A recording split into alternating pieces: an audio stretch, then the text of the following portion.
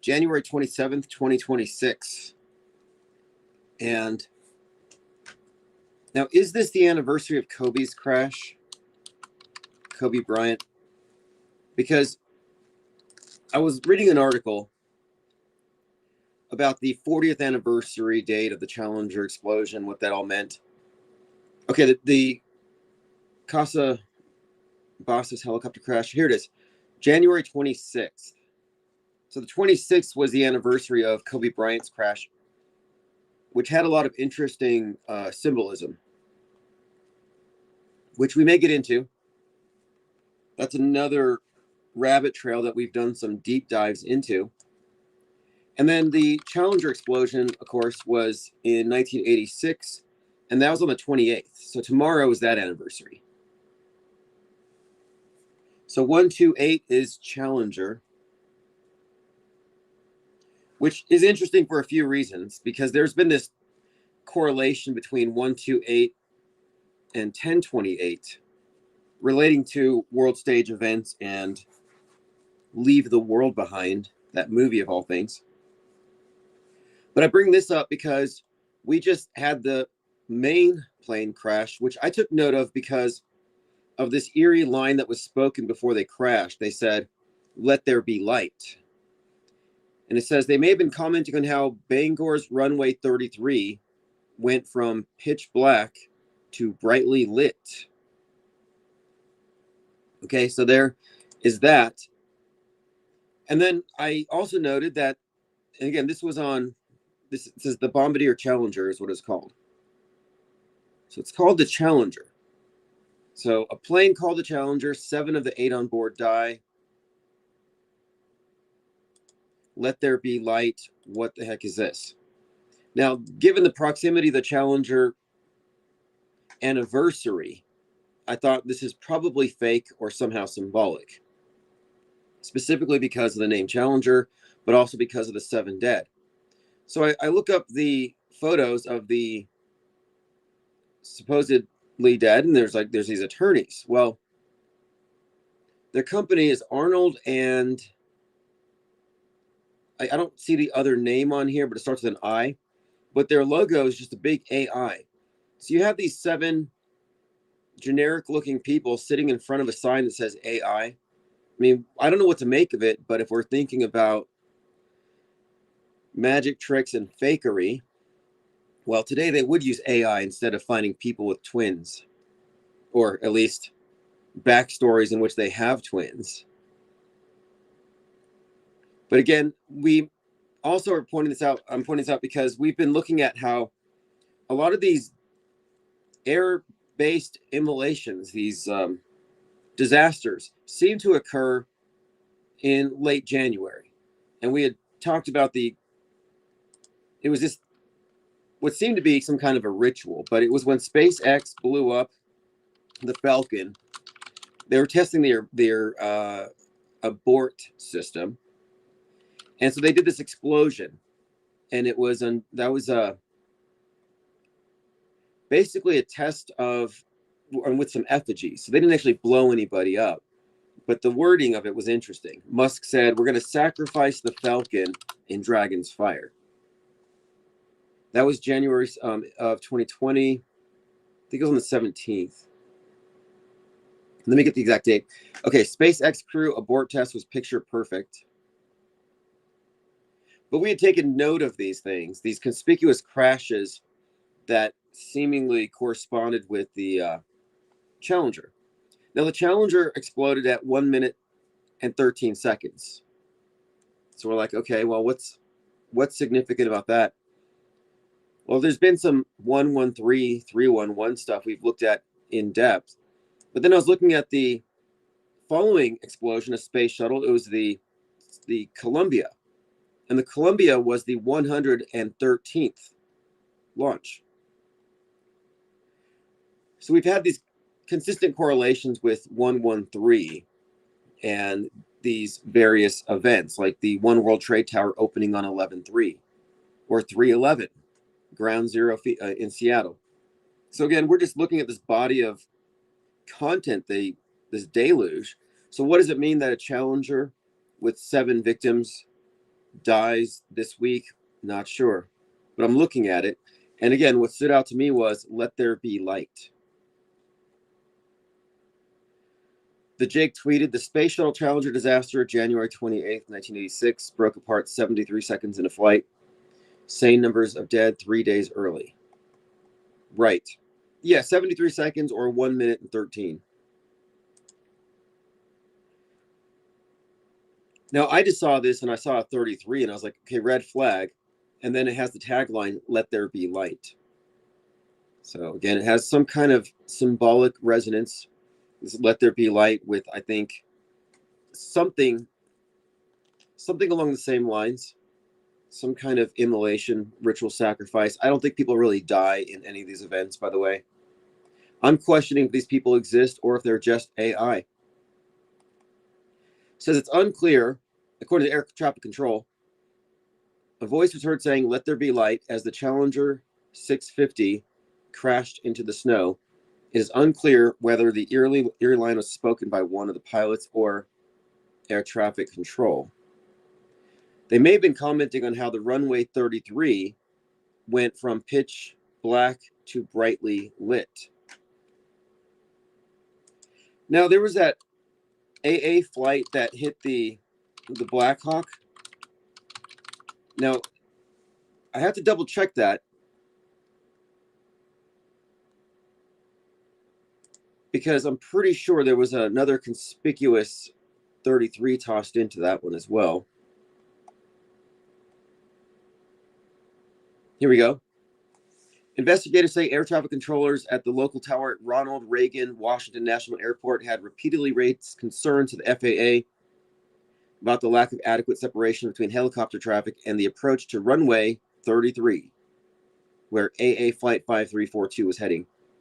Now, that was from let me find the exact date that one occurred. January 2025. Okay, so that was January 29th, 2025.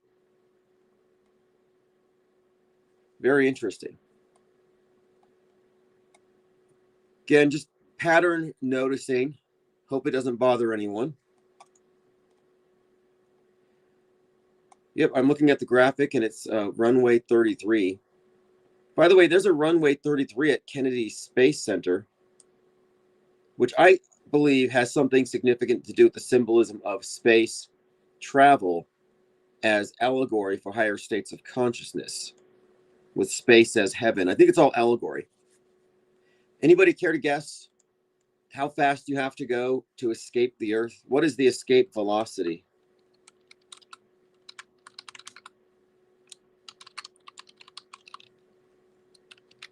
And I think this ties into the symbolism of transcendence or exiting the material plane.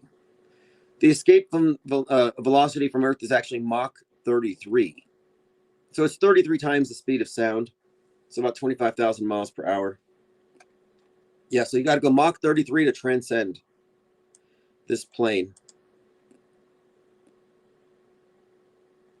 Okay, so the law firm was called Arnold and Itkin, or AI.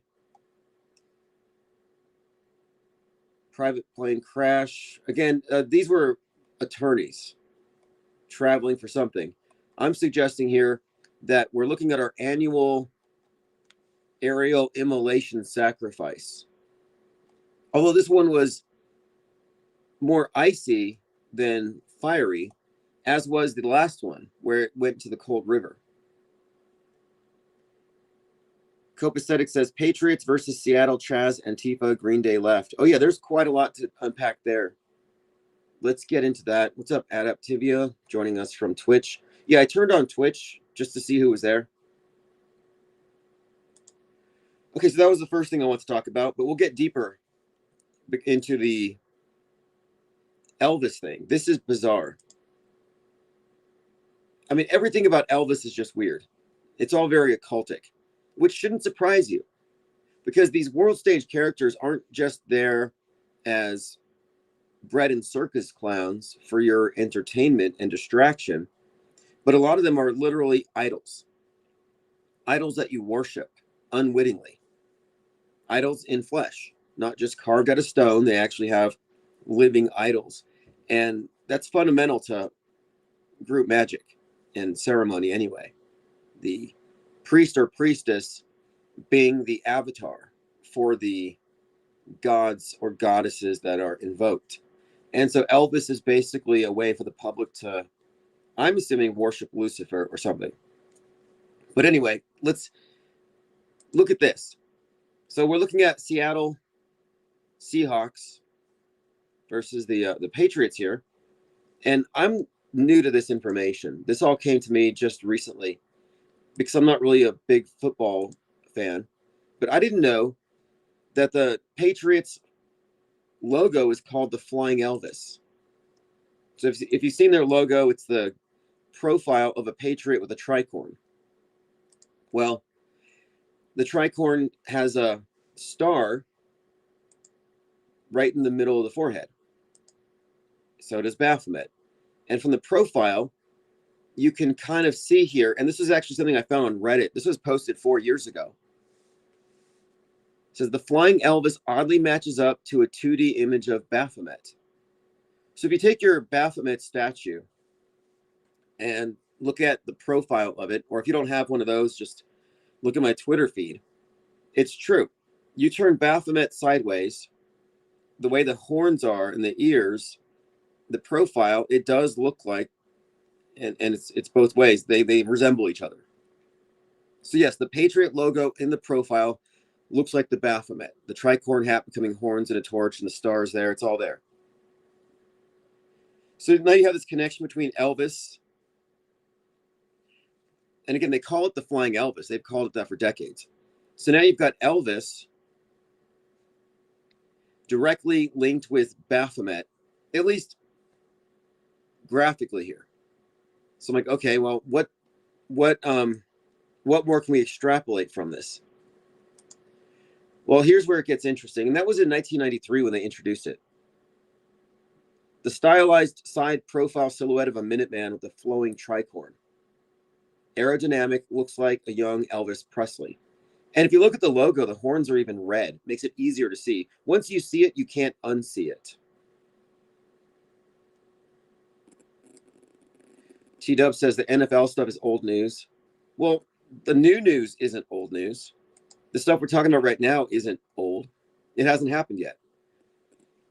We're talking about an upcoming Super Bowl at Levi's Stadium. And so with Levi's, and you get an obvious anagram with Elvis.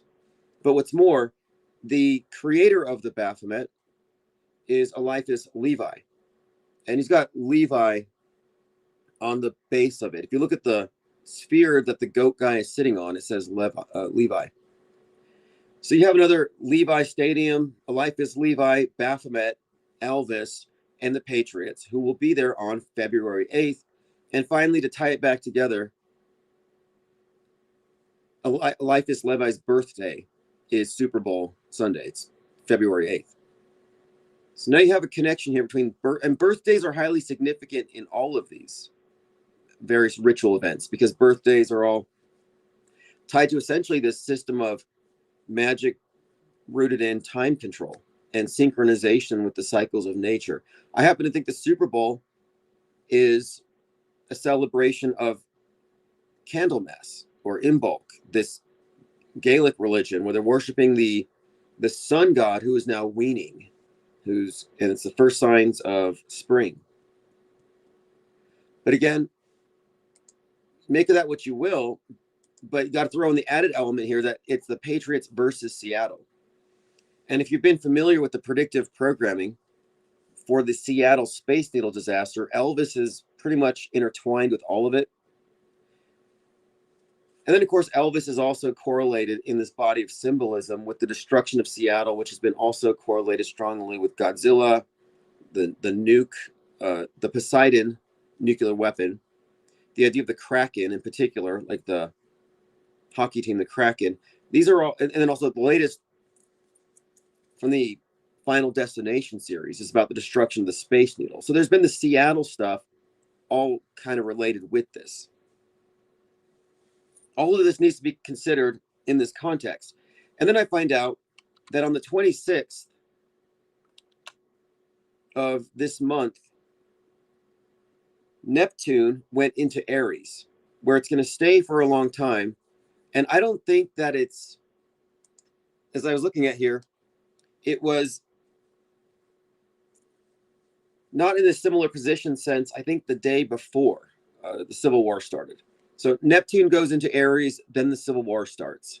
It eventually makes its way out, but now it's going back or just started. So we have this astrological omen suggesting civil war. So I'm looking into Neptune, and Neptune is the equivalent. He's a Roman god of sea, water, horses, but he's the equivalent of Poseidon.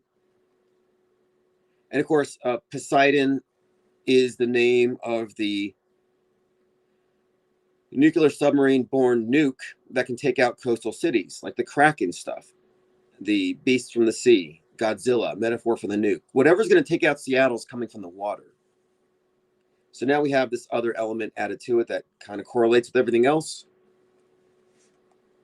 T-Dub7190 says, why can we not see you as the host? Why the, okay, well, this isn't for makeup tutorials. I mean, if you want to see me, I guess I could turn my camera on, but I mean, really, what's the point? Should I be on camera? I mean, I could be like Candace Owens and badly read a teleprompter. Have you heard her try to pronounce macabre or compartmentalize or delegitimize? And I'm not knocking her, but I'm just saying, I think what's happening is that she's reading a teleprompter. Unprofessional, I'd say that. But I think it's by design. I think one of the things they've done with Candace Owens is they've created a new conspiracy theorist to point at, laugh at, get mad at, and dismiss. She's filling in where Alex Jones used to be.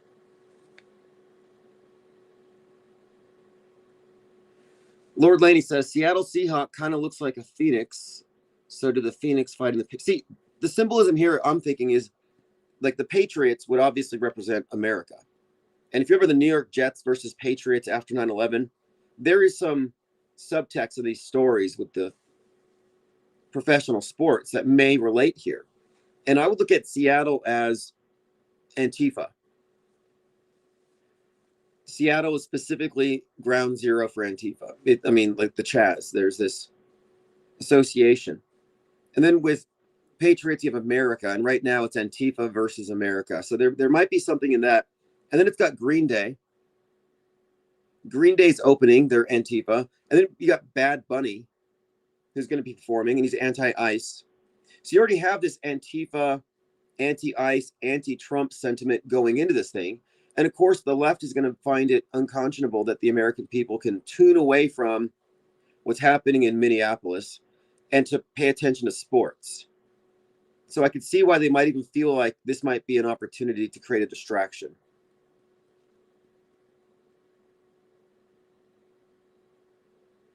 Till says, the host on cam makes it more dynamic. Otherwise, it feels like radio. Right. I don't know. I was watching... I watch different channels, and it really depends. Like my interest in it would be whiteboards, graphics, perhaps. But when I see people staring into their cameras and talking, I don't care. I generally don't need to watch it. I don't watch the TikTokers, though.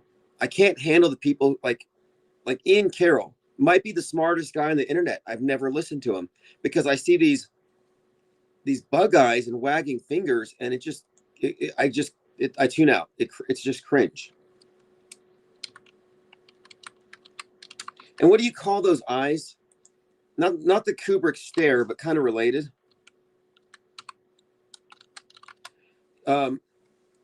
Sanpaku eyes.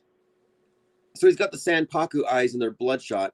He's got the wagging finger and the 70s adult film actor mustache.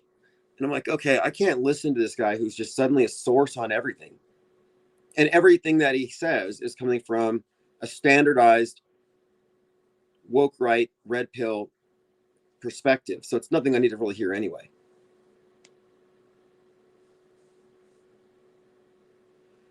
Yeah, I don't know who T-Dub is. He's new. And yeah, this channel's gone through many permutations.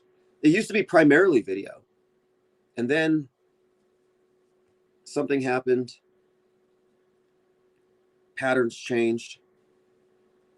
I suddenly had less ability to live stream video, and I probably should have kept it up. It was actually a smart approach, and I will be resuming it, but not this minute.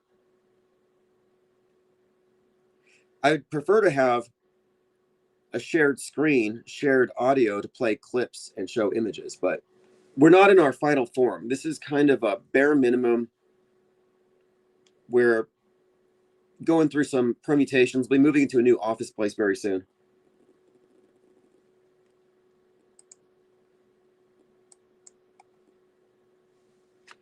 Till says, I think an AI Tim Osmond would be cool to look at with the background of chemtrails.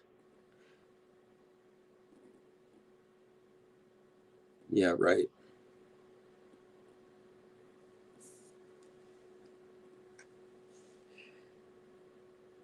Well, I'm not a looks maxer, so I don't have that going for me. I got to take some more time to hammer my cheekbones. And what else do they do? The mogging. I saw this. I mean, there's just so much cringe. These people who are so trying to win by acting like everything is a TikTok competition. Like, this isn't for popularity. What we're doing is very niche. And people who come here who are new may not realize how niche this is. Clockwork says, I miss the open phones. Yeah, this would be open phone driven, but when we get phones, it's going to be a 1-800 number. We're not going to be dominated by any one caller for any length of time.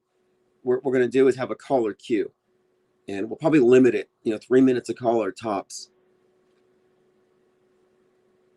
Not to mention we'll have voicemails that people can leave, so they can, like, let's say you need to call in, leave us a tip, you're in jail or something, and you can't get onto the live stream, you can just drop us a line.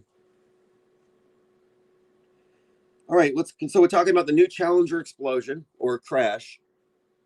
We're talking about Neptune moving into Aries, ominous, suggesting civil war is imminent or just started. And then the strange correlation between the creator of the Baphomet, Eliphas Levi, Levi Stadium, and the Flying Elvis Patriot mascot covertly representing not only Elvis, but Baphomet.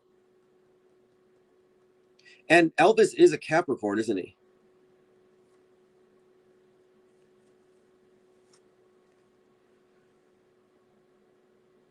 Nicotrama says, unless they're good callers, most aren't.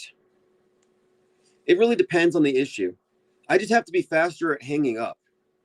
I've been trying to change. Like, I've been recovering from being too empathic. Like, I'm a recovering empath. I've had to learn not to care and not to feel like every single opinion is worthy of time and attention, because they're not. Some of them can be just dismissed. And I was too free with platforming certain ideas that have already been discredited. Like, this isn't a channel for people who are seeking conventional religion, nor do people want to hear religion defended.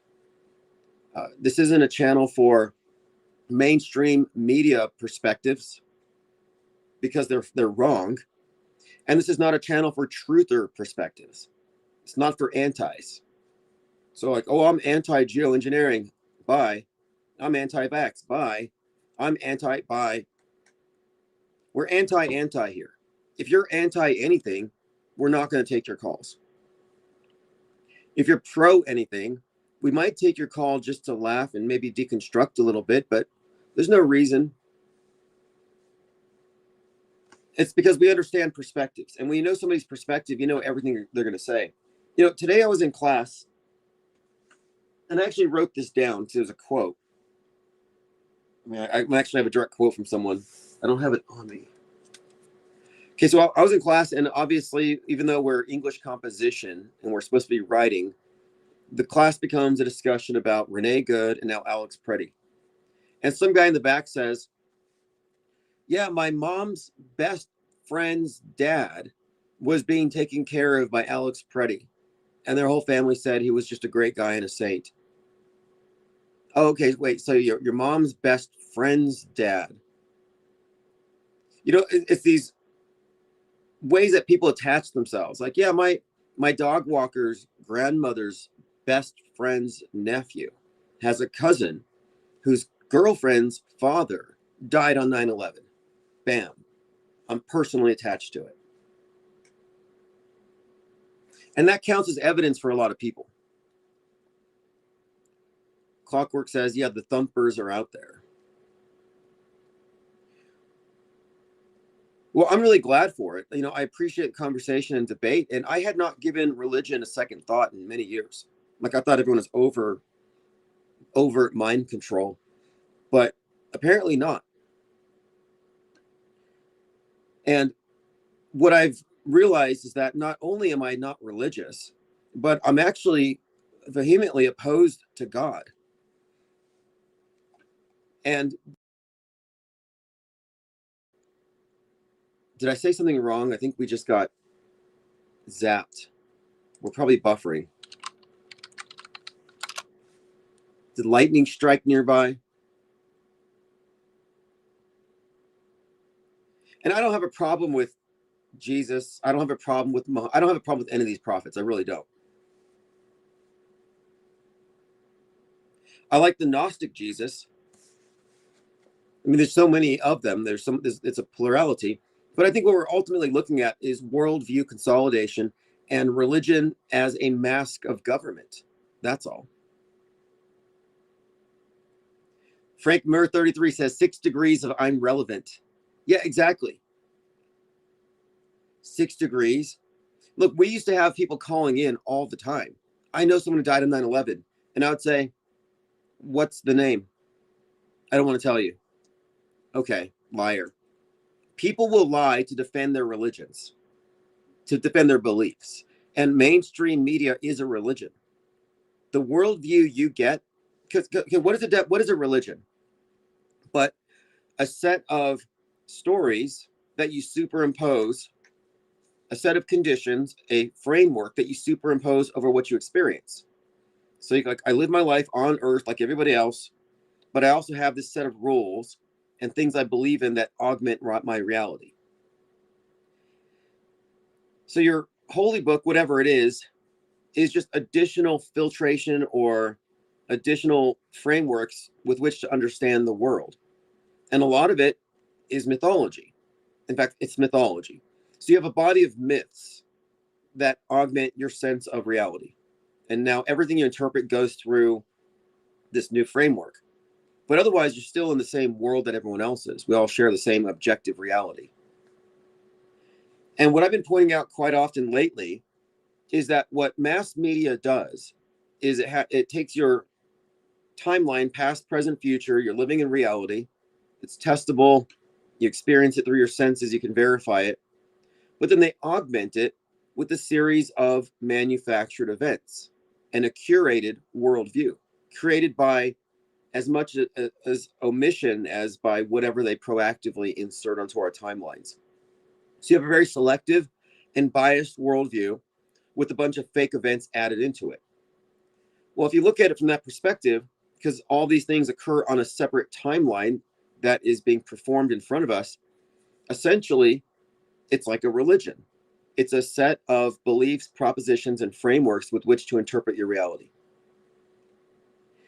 And I would, specifically point out that it's the fake stuff that they add on to our consensus worldview that I'm calling mythology.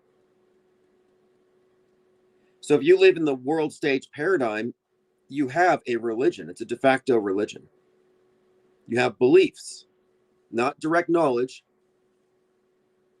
nothing you've tested or verified or validated in any way, but you have a lot of beliefs. And I often describe, news in the present becomes history in the past. And so I've compared history to the Old Testament. This is how we got here. This explains the past. This is the big story. But the current stuff is the New Testament. And this even tells us what's to come. So the New Testament and the Old Testament, history and like news, it's considered to be current, the living book. It's like living is the concept they have. So you could look at the news as news testament in the church of media. And history is the Old Testament. I mean, the old news, old fake news. Same thing, same purpose. It's about consolidating a worldview. And I've been, reading up on these various God constructs like Serapis, who is a merging of multiple gods from different regions into one God in order to unite everybody into a singular paradigm so they can be ruled by the same authority. And I don't know why that's not considered to be the basis for even Christianity. But I think more relevant to our interest here is that what media has done globally is consolidated worldview. So no matter what religion people have, they all believe in space, which is the new heaven. It's replaced the archaic concepts of heaven. Everyone believes in the new flood myth, climate change. And we're all subject to the same myths these days. So this is the new religion, the New Testament. We are already living in a one world system with a single religion. They've updated certain facets of it. So you don't get angels, but you get aliens. Till says, all these coincidences seems like AI is winking at us. I think you have a brilliant mind. I'm curious why you've become opposed to simulation. For a few reasons. One, AI is not sentient. I mean, you can't make the argument that Chat GPT or Grok is sentient any more than you can say that your spell checker is sentient. It's an automated process. It's an automated sorting of intelligence, of content, of information, but it's not sentient in any sense. So no, it's not winking at you. People have fallen into Chat GPT delusions and cults over the premise that it's alive. It's not alive. You ever had a magic 8-ball? Like, am I going to be married when I'm at 20? And you shake it and it says no. Yeah, the ball didn't say no. It's random. And you say, why are you opposed to simulation? Well, first of all, it's a metaphysical construct that, by all definitions, I think it should be labeled monotheistic. But two, there's no evidence for it. And three, there's no simulation theory. It doesn't fit the definition of a theory because it's not even falsifiable. It's not testable. It's barely even a passable hypothesis. So why am I opposed to it? No evidence, makes no sense, illogical, and it's not valid.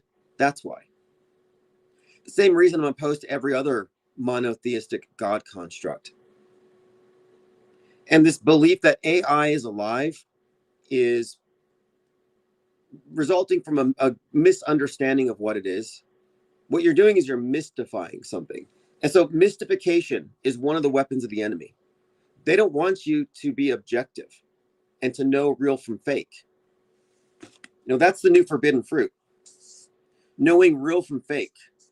Not good or evil, but real from fake. Because if you can delineate between the two, you'll be like the gods. You'll know how the system is rigged. You won't be enslavable mentally. You can get off the Truman Show. In fact, they'll kick you out. The Garden of Eden's probably the original Truman Show. It's a place where you can only stay if you're ignorant about the wider world around it and what you are. Everything's been misrepresented.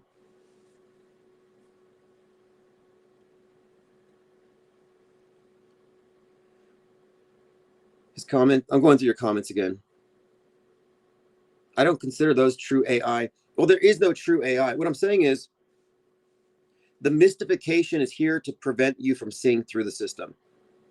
For example, for more than 20 plus years, truthers have looked at predictive programming and they said, this is the simulation, the AI. It's talking to us. It's giving us hints. So every time you'd see evidence of what we know to be government propaganda, the truthers go, no, it's simulation. It's evidence of a higher power.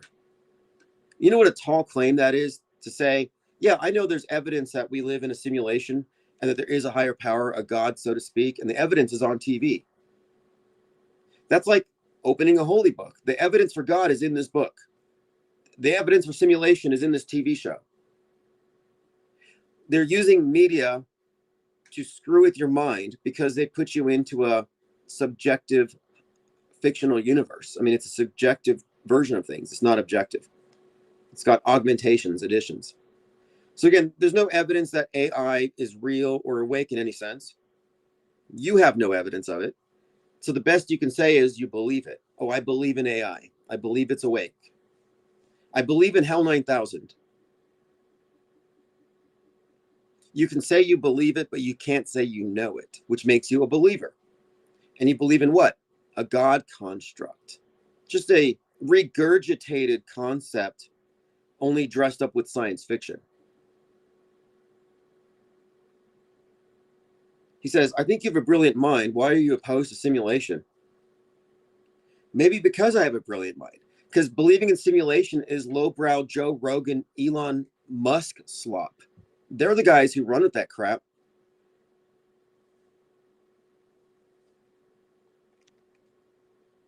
But anyway, I think it's a concept that's been introduced into this whole area of thought anyway by design. I think they want you. In other words, the programmers, the establishment media who control alt media want you to believe that AI is alive, that it's superior to you, and that it should probably take over government. It's like a mechanical Turk. You know, that chess playing animatronic, people thought it was alive, but it was some guy beneath it. Like, you're all just walking into a delusion. You know, they use religion to create a mask so they can claim a divine right. Oh yeah, we're operating on behalf of a higher power. Well, we got out of that, the Enlightenment. But now in the new Endarkenment, we have people ready again to embrace a higher power that's presented to them when it's really just the elite with another clever device. Simulation theory is disempowering. It's non-objective. It's mystification. And it doesn't answer anything. It's not testable. It's also, again, it's something that was intentionally put there so you wouldn't deconstruct fake news. Instead of deconstructing fake news, you know what simulation people do? They say, oh, reality's fake. Well, if reality's fake, then why do you care about fake news? Why would you be here? We're here deconstructing fake news, and you're like, no, reality itself is fake. Well, if reality's fake, then there's no true news. All news is fake. Your daily experience is fake. Every person is fake. Nothing is real. If nothing is real, what are you doing here in Realville, where I'm the mayor of Realville, as far as I'm concerned? Like, we're trying to raise the standards. Like, here in Realville, we don't delve into mysticism. We want to specifically demystify, because mystification is a tool of mind control. If they can make you ambiguous, confused, then they win, because the average person is confused. If you think about what it really means to live in a reality that has a separate timeline of fake events superimposed on it, but you can't tell real from fake, a lie-infused belief system, that's confusion, the confusion of fake and real. They live in a confused paradigm. So you want to come over here and introduce more confusion, and I'm just going to say no thanks. We don't delve in confusion here. We don't traffic in confusion. This is for the unconfused.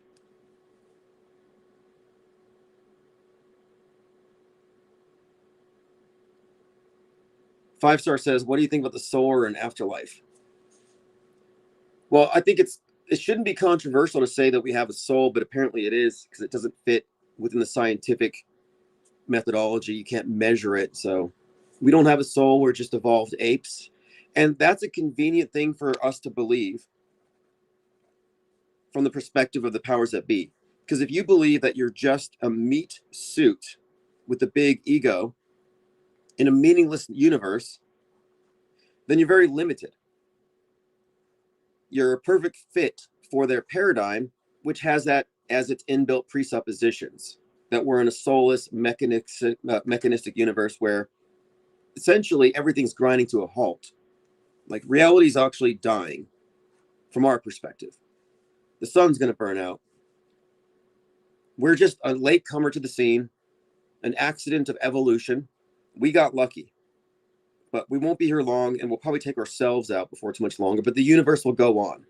Like that's the narrative that we're supposed to accept. And if you notice patterns or meaning, it's some kind of a mental illness. That's another element to it. And so what they have done, I believe, is they've created a paradigm that is built on gaslighting to prevent anybody from operating as though they're anything higher than an ape. They don't want people operating with a fully activated intuitive function. They don't want people recognizing meaning in their own lives or meaning in the universe, unless it's coming from one of the establishment friendly religions, which are all there to essentially, I think, throw shade on any light that you might actually start tapping into.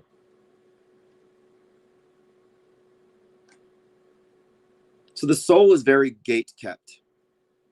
Religion is a form of controlled opposition to authentic spirituality.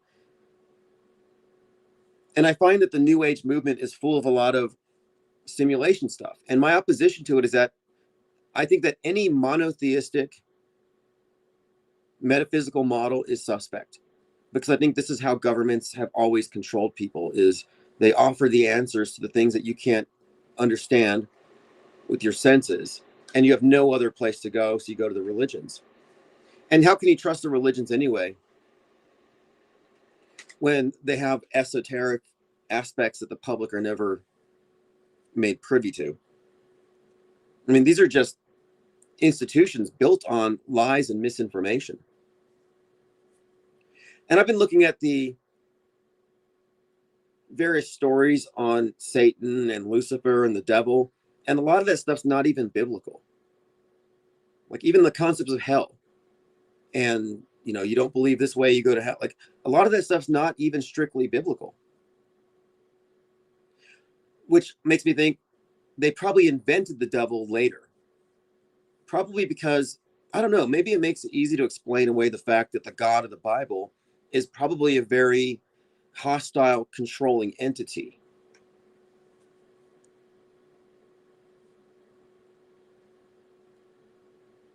Like I'm pretty much a Gnostic when it comes to religion anyway, in the sense that I think we should know stuff. And if you don't know it, then you can't claim that you are in possession of this as knowledge. You can merely claim it's a belief. So religions don't have any answers as far as I'm concerned. I think that there should be a separate religion for every person. Every person should figure it out for themselves. I certainly don't take anyone's word for it, because my entire life I've had precognition, telepathic instances, synchronicity, and these types of things have always been ignored, marginalized, or I've been told, you read too much into stuff. You shouldn't be noticing this stuff. And conventional religions have always seemed off to me. I mean, I'll be honest. I was raised religious, and I never once prayed to whatever that thing is. Like it never felt right. I never did. I could not get myself any more than I could get myself to write a letter to Santa. I never believed in Santa, but I always felt like this God thing was kind of alien. In fact, at the point where I left the church, I started to wonder about this. Like, is this some control system? Like, is there a subliminal here? Like, is the subliminal something to the effect of obey the state or you'll be nailed to a cross and we'll flaunt your body? Like, there's this it's something grotesque about it, where you have this human being, this mangled corpse, bleeding, mangled corpse nailed to a cross, and everybody's looking at it, kneeling and apologizing for being human. And I'm like, what the hell is this? Like, if I was an alien and I wanted to dominate this subspecies as humans, I would, mutilate one of them and then have my representatives in their big costumes looking all giant on the stage, speaking in foreign tongues, basically saying, obey us, with the implicit threat that submit or we will do this to you. So I always thought that religions contained a threat, an implicit threat. And there is a fear of breaking with conformity, of not going with the herd. There is what I would consider to be coercive control built into it. I mean, that was my interpretation. Like, it never felt right to me. And I would say the same for every religion. And again, I am 100% serious when I claim here that if there isn't a truth to it, if you want, let's just say hypothetically it's real, the best explanation for the world is that the creator is in fact the demiurge, the architect of this place, is not the ultimate source of existence, but is some kind of interloper. Like, this does seem to be a realm of temporary existence for ensouled beings. But I don't think it's a carnival experience. I don't think it's a Disneyland. I think it might be some kind of a trap, but I don't know. I haven't died yet. I also don't think that when you die, you go anywhere. Like, I don't think that you, I mean, I'm sure, you go outside of time, space, you exit the physical, but I don't think there's a quote hell or a quote heaven. I think that's very simplistic, but very effective. King Nirvana says Catholic churches are very quiet, too quiet. I saw this meme, or maybe it was the Babylon Bee, and it said Antifa protesters storm into Pentecostal church and nobody notices. And it had an image of the Pentecostals thrashing around and screaming. I don't really have much criticism for however people want to, do religion. Although the people who handle snakes are taking it too far.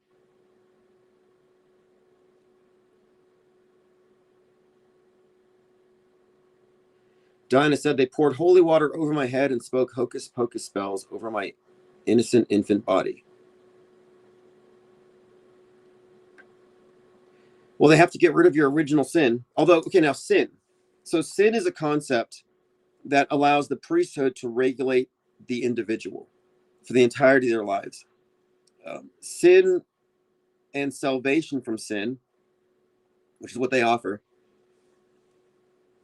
is one of the major themes in these religions. And what I think they have done is they have provided a new version of sin today, which they call the virus and the carbon footprint. Like, these are things that are modern analogs for sin. So you're born with what you call original sin, and you spend your whole life trying to make up for it.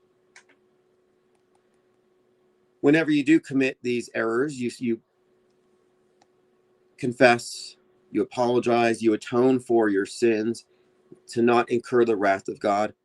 And what they've done today in the modern paradigm is they've replaced sin with the carbon footprint and virus, where you separate society into the saved and unsaved based on what?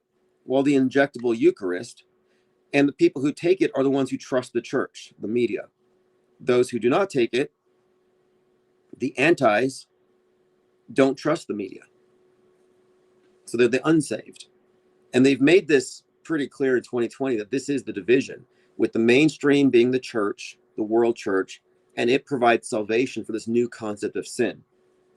But in addition to that form of sin, you have the original sin, which is your carbon footprint, another analogous concept. And we have to collectively mitigate our carbon footprints, or Gaia, the modern God construct, will flood the world. So now you can judge the people who pollute. You can judge the capitalists for destroying the planet, because they're going to bring about the wrath of Gaia.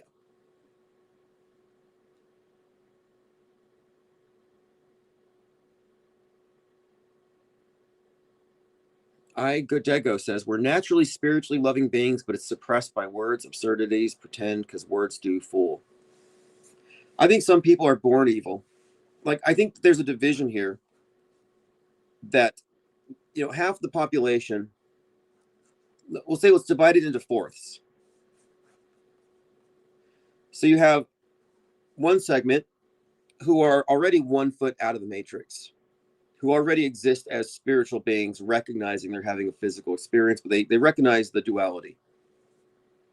And then you have those who are kind of in the gray area.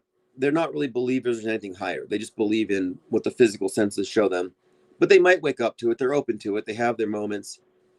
And then you have some who are just completely of the world, no intuition, no insight, just pure meat suits and proud of it, NPCs. And then I think there's a fourth group.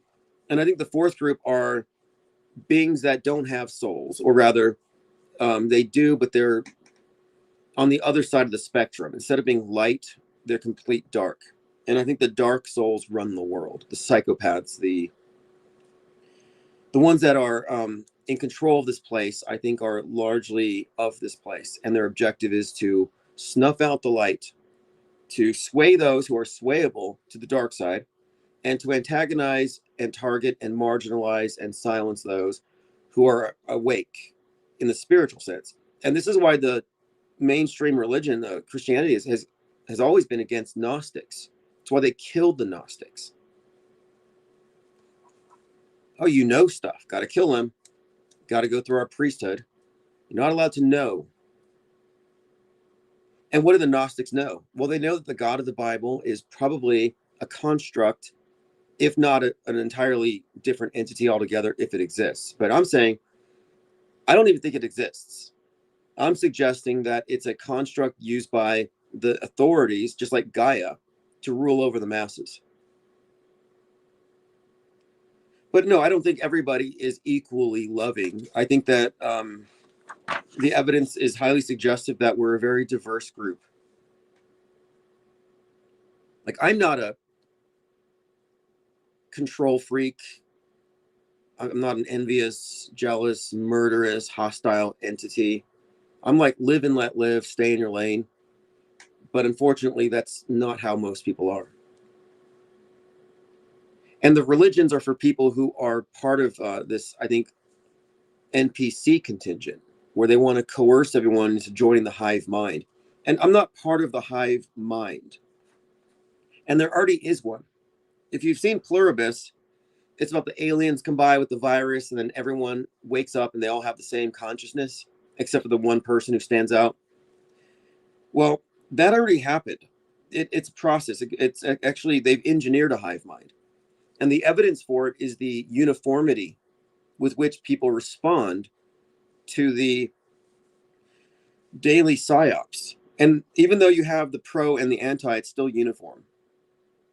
In other words, everyone's acting predictable. If they're on the left, they react in a predictable way and therefore controllable. If they're on the right, they react in a predictable and controllable way. All of their opinions are predictable. You think there's any outliers out there? There haven't been, except for those who are noticing fakery, but it hasn't been organized as a body, and they haven't codified any sort of system for analyzing it. And so then by default, they end up just drifting around Trutherville, pointing out stuff that's true, but nobody really cares because they're more into the flashy conspiracy theories. So they want to hear about Erica Kirk and the deep state in Israel taking out the good guy Charlie, instead of acknowledging that Charlie's still alive. He wore a squib, and he was always a liar and a wolf in sheep's clothing. They don't want to recognize that they've been totally fooled. This IPS think tank is the epicenter for the only real break from the duopoly of the pro and the anti, of the establishment-controlled media. And the truthers are kidding themselves if they think that they're somehow against the establishment. All these red pillars are dupes. They're fools. And they're more foolish than the mainstreamers, because mainstreamers are half-assed, if that. They don't even pay attention. They just react when the headline's put in front of them. But the alternative people are always doom scrolling. They're totally engaged. They're all in on this, and they're all wrong. Like, if you're going to be all in on this, spend all your time and energy and loosh focused on media, why be wrong about it? Why be a puppet? Why be a propaganda mule for the one world order. Like, put down the Q pipe, forget all the influencers, break away from the J pill and the red pill and the frog people, and go off world stage. That's why we have the symbol of the penguin. And I think it's crazy that right now, the penguin meme is going crazy. This penguin that walks away from the colony, and they're like, embrace the penguin, be the penguin. It's like, I don't see any penguins but us, because all these other people are not exiting the world stage. They're stuck within the Truman Show. They don't even see the Truman Show. 5-star says, the Gnostic views seem more true to me. Rosicrucians pop up for me left and right everywhere I research, but I'm very green in it all.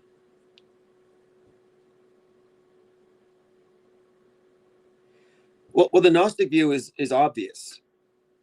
You can't be a truth teller. You can't be honest. I mean, you will be breaking your own damn commandment not to lie if you're going to tell me that the God of the Bible is a good guy. That's a damned lie.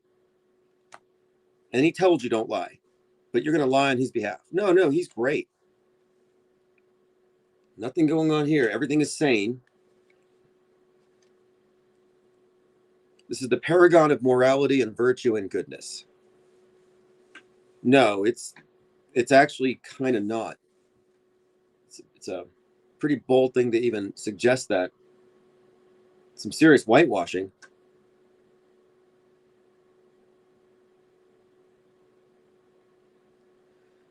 But again, the Gnostic view is there's various views on it. I'm not like a Christian Gnostic. I'm not a Manichaean. I'm not following any of these doctrines because I don't take for granted anything as far as these myths go. However, the basic premise to me is sound. I think that knowledge is superior to belief. And believers tend to get it wrong, and they're always outsourcing, and they have to trust that whoever they're outsourcing their thinking to isn't lying to them. And how can you be so naive today? Wake Soto says the God of the Bible is an evil entity. Yeah, and I'll go so far as to say that those who defend it are part of a hive mind. A lot of them are unaware. Like, they think they're doing good.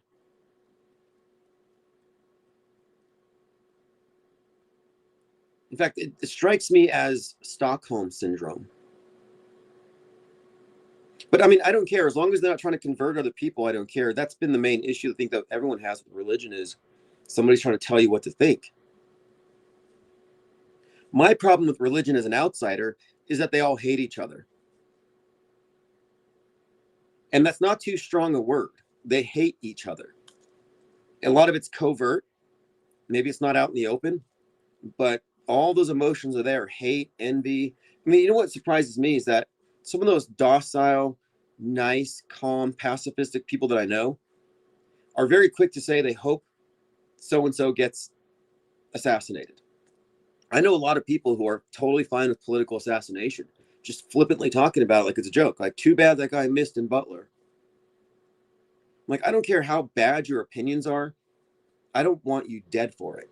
And yet most of the good Christians that I know, good people, are totally fine with seeing their political opponents murdered over the wrong opinions. And how do people get away with that internally? How do they justify saying, well, that person doesn't agree. They like a different flavor of beverage. They like a different whatever. Their opinion's different than mine. That's wrong. I must conform them to mine. Like, where do you draw the line? How much disagreement are we allowed to have? Should we completely be uniform? Well, we all better agree on the same thing. Well, look, leave it up to God then, if you really think. But they don't. And this is all tribalism. It's typical of groupthink, and I think it's just part of the control system. Mike Lito says, Tim, Jurassic Liars wants you to call him when you can. Yeah, I will when I can. We'll get back on the phone. He's a religious person, but we don't bang heads over it because he's not trying to push it on anybody. And I believe him when he says he only talks about it because he wants people on the right side of things. Like, I get it. I think a lot of people do believe that what they say, they're not like lying about what they believe. But I'm just saying, I'm a non-believer.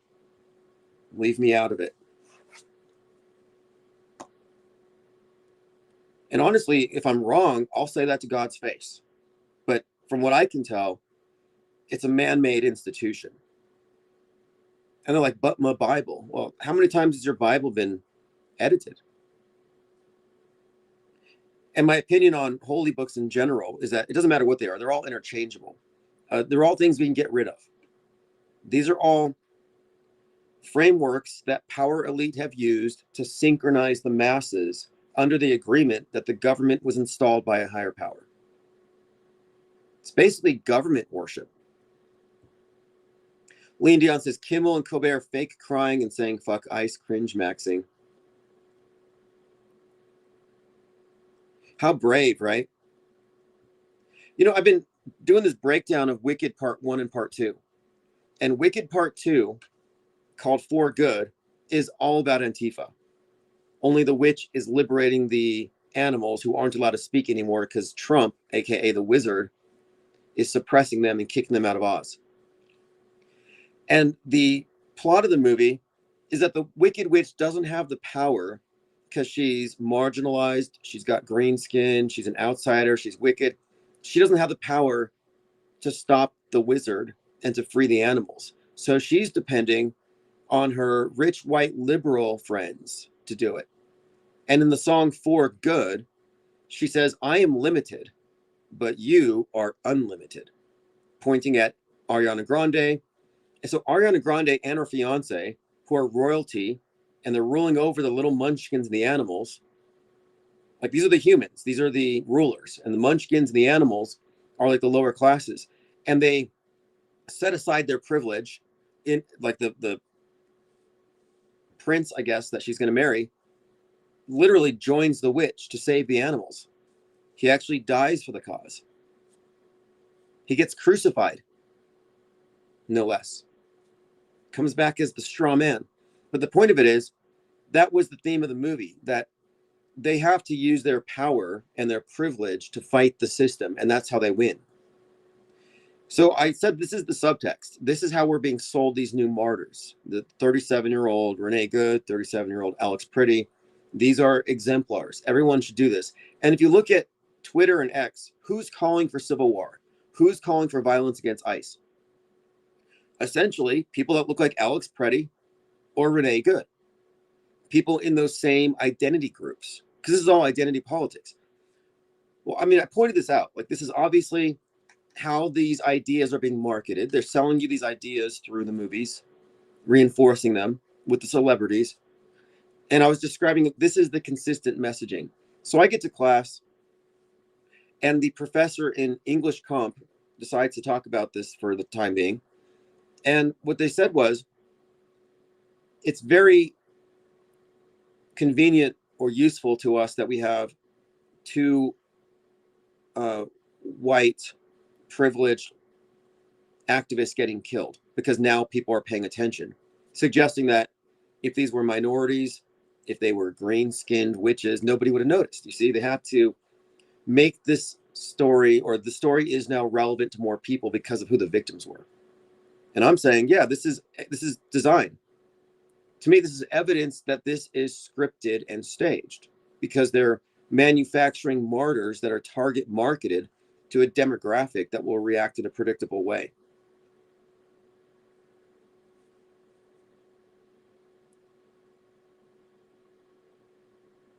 All right, going through your comments.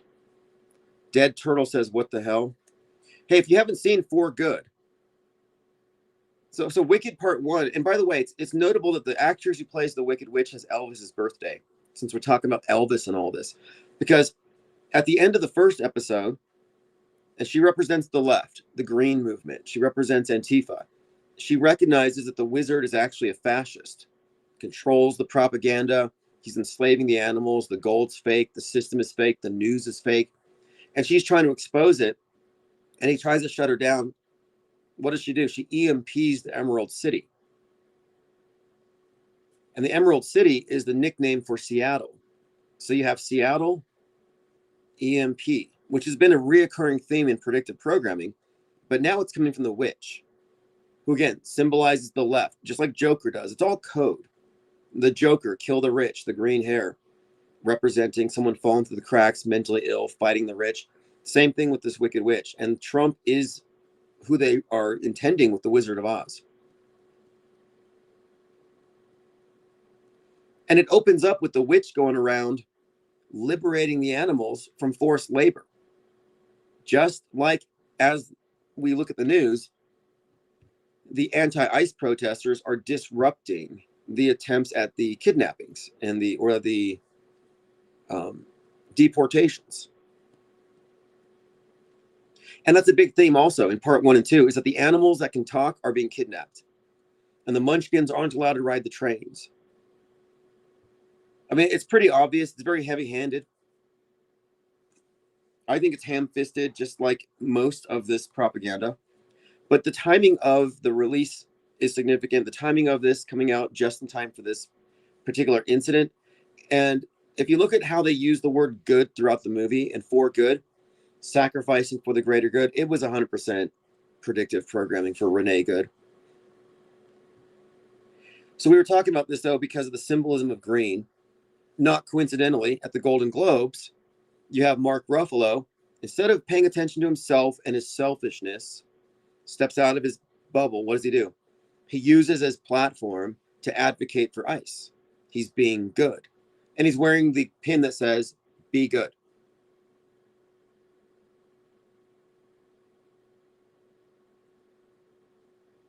Not insignificant also is the fact that he was in Mickey 17 playing a Trump-like character who survives an assassination attempt with only a little bit of blood on his cheek.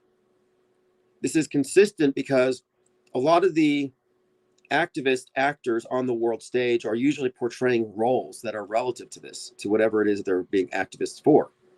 Like Robert De Niro, very Trump deranged. He portrays a Trump-esque character in Machete, who gets shot at while at the podium, ranting about illegal immigrants. Mark Ruffalo is also the Green Hulk. Green symbolism has been consistent. That's why I think it's notable that anti-ICE, Antifa-friendly, anti-Trump band Green Day are opening for the Super Bowl. Jamarin says, what's on your mind when you're being subject to PSYOP programming in school? Are you rolling your eyes? No, I'm just there to learn. I take it very seriously. I mean, I'm just learning how to write. Just standardized format for, especially what we're doing here as we get into the tabloid. I want to use MLA format. But yeah, I'm just there to become a better writer. I mean, honestly, I'm not bothered by other people not having a clue about how much they've been propagandized. It's not like you can change it. I have no interest in debating people or flaunting the fact that I think that they're wrong. Like, I literally do not care what people believe. If they're believers, I just say, let them at it. Not wasting my time. Nor do I find it like you're asking if I laugh about it or like, I know I'm just like, I'm aware of it. You know, I'm objective. I'm an outsider. I'm a, what do you call it? An alien. I'm an alien anthropologist, and I'm looking at this from the outside. So I'm not even engaged enough to care. I just know where they're coming from. Like, if somebody gives me one opinion, I can pretty much tell you what all of their other opinions will be. And people don't want to hear it because they don't want to know how programmed they are, because they think that they're free thinkers because they have a menu with so many options. And it looks like there's a lot of differences here, but no, they're all in the same closed informational system.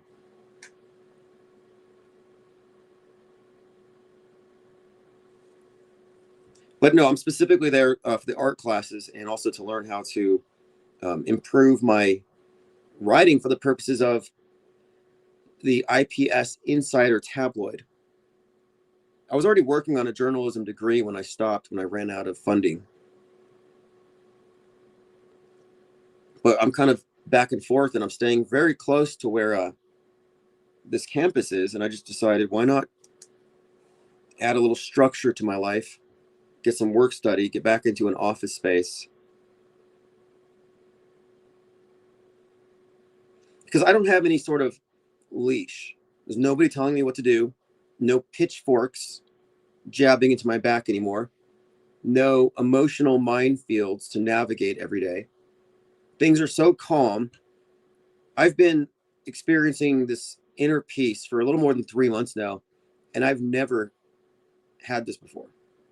It's always been chaos, fight or flight, unpredictability, where I wouldn't know where I'm going to be in the next 10 minutes. Like I never had a sense of stability. And now that I do, it's been kind of strange. It's like every day I'm out at the edge of town drawing, doing paintings of landscapes. Like, when did life get so calm? And it'd be very easy to just go with the flow and slow down, but that's not really my personality. So it didn't take me long to figure out how to get busy again and how to add a lot of structure, because we need forward momentum. This think tank has a purpose. We're not competing with the mind controlled. We're not competing with the red pill mules who don't know that what they're disseminating is establishment propaganda. We're establishing our own separate branch of media, our own separate viewpoint. Michael Lito says, yes, ataraxia. Yeah, exactly.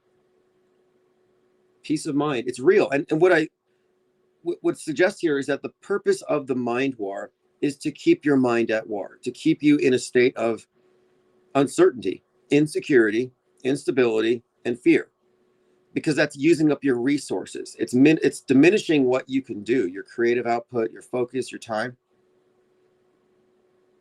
That's the primary weapon of mind war, is emotional manipulation and essentially narrowing your focus, especially the idea that you're in the end of times. That's very much a part of the program here. You're always at the end of the world. It's World War III, Civil War. Which is it?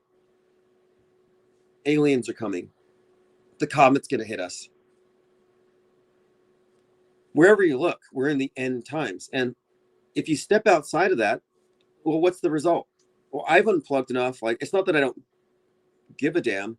It's not like I don't care, but I'm just not reactive. I'm not triggered. I'm removed enough that I don't have that sense of urgency. And some truthers have a problem with this. The ones who are habitually agitated and they think they're fighting the system by doom scrolling, they'll say, oh yeah, you just love cops. You just love ICE. You just want the National Guard to put their boot on your face. Like, and then jab a vax in your neck and spray your face with chemtrails. I'm like, what are you talking about? None of that stuff has ever happened to you. You're basically a propaganda mule. You're spreading agitprop on behalf of your enslaver, of your mind controller. You're disseminating the mind control toxins, the mind control propaganda to everyone else, and you think you're doing a favor, crying wolf year after year. For what? Where's the wolf? But no, they look down on me. I get truthers looking down on me because I'm not in a tizzy. But if you look into the origins of skepticism, when it first was developed as a stable philosophical model or posture, it was said to have led to peace of mind. And moreover, that this state of quiescence or calmness of mind is actually the state you want to be in a conflict. So let's say there really is a conflict. Aliens come, ocean levels are rising, skies falling, nukes, everything starts happening at once. Who do you want to follow? The people who've been freaking out for the last 30 years, or the calm person in the room who has an assessment that maybe is a little more informed? Like, I'm going to be the calm person in the room when everyone else is losing their head. Then you can add into it the long-term cumulative effects of stress. And I think beliefs are important as far as, or your presuppositions. Like, what is your baseline level of anxiety about the world? Like, if you walk around thinking that the world's going to end, you have this bias confirmation that will help fill that. It creates these echo chambers.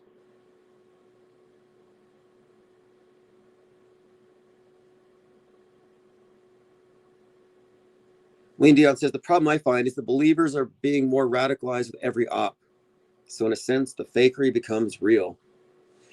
Well, yeah, what we're looking at here is the operating systems that people have.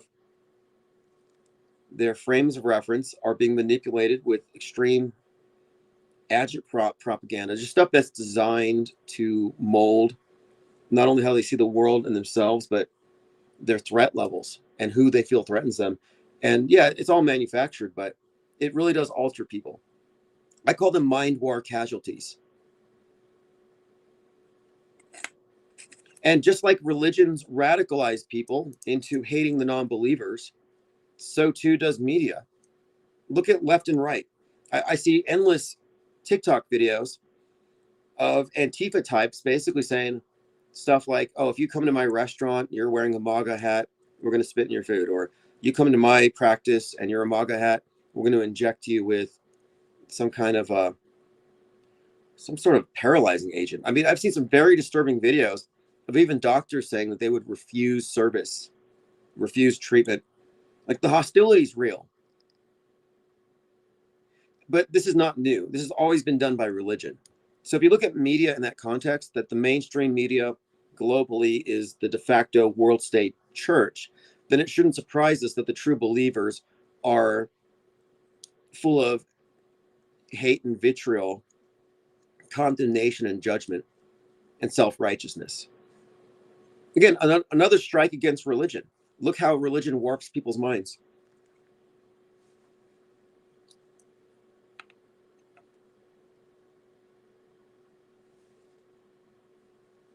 Jamarian says the distortions that exist inside the mental plane come into the physical plane with enough energy and momentum. Sort of. I mean, there is a big element of self-fulfilling prophecy. Absolutely.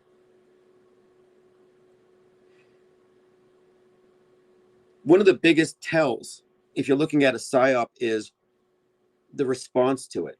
Is the response to it perfectly split down the middle, left or right? If there's no room for like a calm middle ground, it's probably a psyop. And we're not the calm middle ground, because there isn't a middle ground. It's either left or right. The political horseshoe theory has actually been turned into a model and implemented. We're not in the middle ground. We're outside. So the left and right political horseshoe model, which is like a circle, but it doesn't quite join at the end because the fringes tend to resemble each other, that exists within the closed system, which I call the world stage. We are not operating within the world stage perspective. What makes our perspective, the off-world stage, different, qualitatively different, is that we include in our assessment the long-term pattern of media fakery and its effect on the present news cycle. Like, let's say you never heard any conspiracy or any sort of theories about how space travel might be fake. And you turn on the news for the first time, the space news, and you watch a rocket go up. Well, you have no frame of reference to say, oh, that's probably fake. You'd have no reason to, because you're looking at it from the perspective of this is what they say it is. Now, if you spent the last 30 years looking at space travel and media fakery and you have a lot of doubts, when you see the rocket go off, you have a different perspective. You're more informed. You're like, well, this agency has the potential to lie, the facilities to lie, the capabilities, the habit of lying. So I'm not going to take this one at face value. So the person B has more information when they're looking at the same exact news broadcast. There's a continuity. They're cognizant of previous fakery. So if you're not cognizant of previous fakery or the fakeability of news itself, you don't have the off-world stage perspective.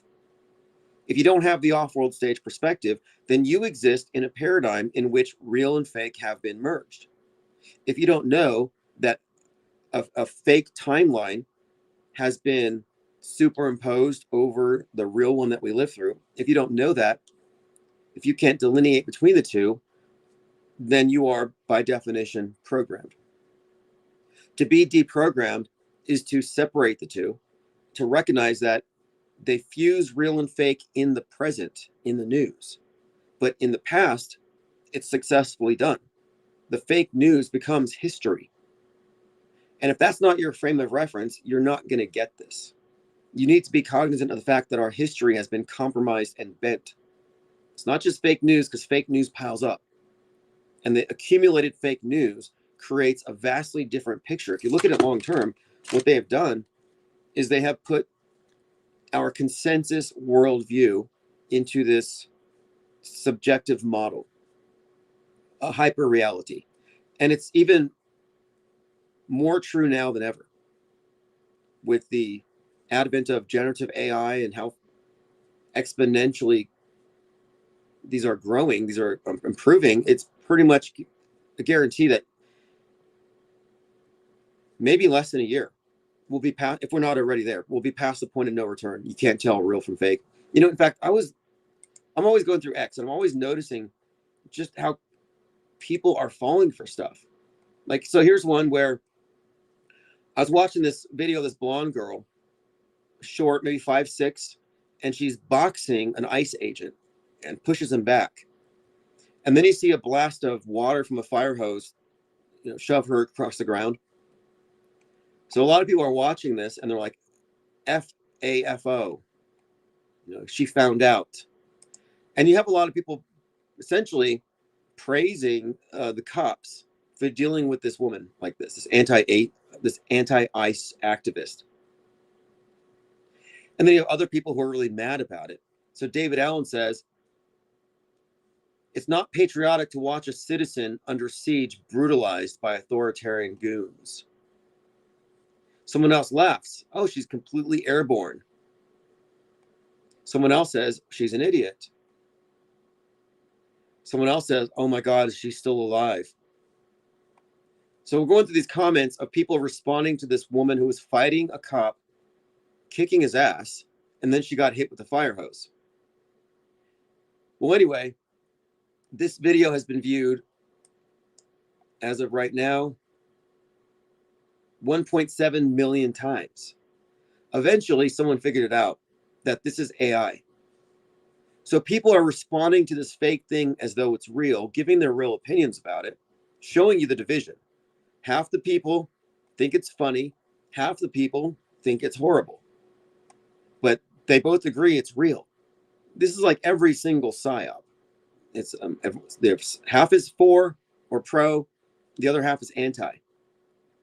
And what the pro and the anti agree upon is that the thing itself is real.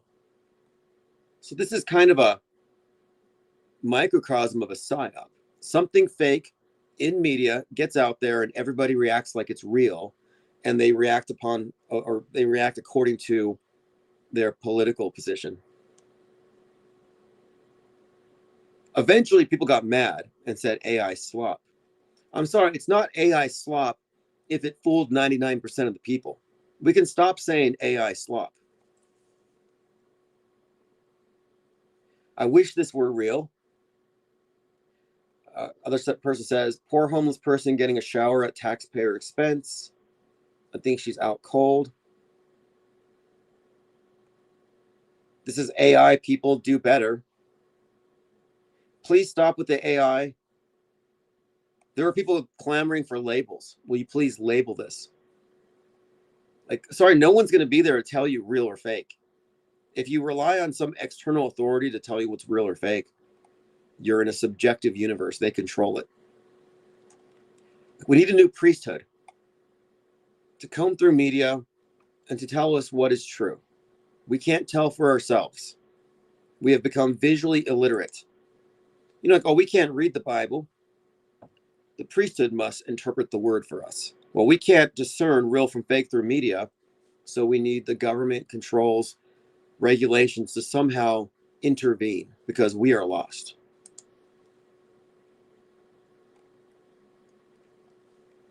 I probably won't watch the next president.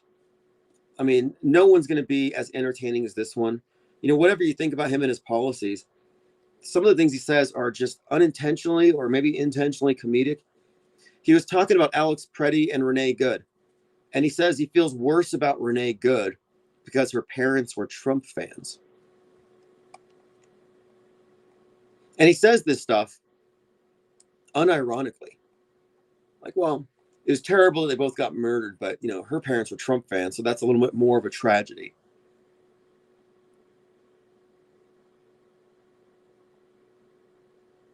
Lean Dion says, Q, third eye auto hoaxing. Well, yeah, if you're not able to tell an event is real or fake without relying on what's on the screen, you're screwed. It's already, that's something that we are definitely past the point of no return.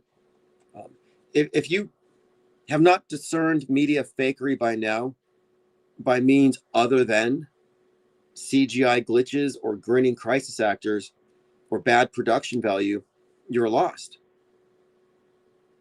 And you're lost because as the visuals get perfected, you're not going to have anything to grab onto. What's going to be your basis for calling something fake? You need to have some objective analysis, but it's going to be indistinguishable from objective reality. They put a hoodwink over your head, a wool sack over your eyes. We don't have that problem here. We've been describing this concept called the blindfolded skeptic. And the idea is that if there's an event that's fake, you should be able to make the case for it in a dark room with no recourse to video. If you can't tell or convince your neighbor that 9/11 was fake to the best of your knowledge, without relying on, hey, look at the plane, what do you see?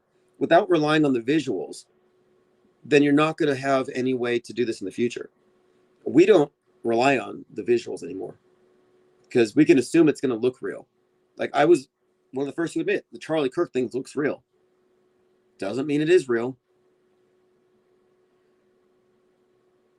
And this whole idea of generative AI causing chaos in society was the theme in Mountainhead, which came out last year.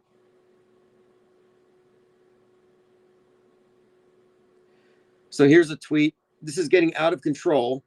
All signs point to civil war. Trump must reform ICE. ICE officers must take their masks off and be held accountable. So this guy's pretty mad. And here's a video that's been viewed nearly 1 million times. And what you see are NPD officers arresting an ICE agent, pulling his mask off. It's like this brutal scene in the subway. And so a lot of people are saying this needs to be done. New York City needs to stand strong and take down ICE. Well, it turns out the video is AI generated. But you go to the comments, you wouldn't know that.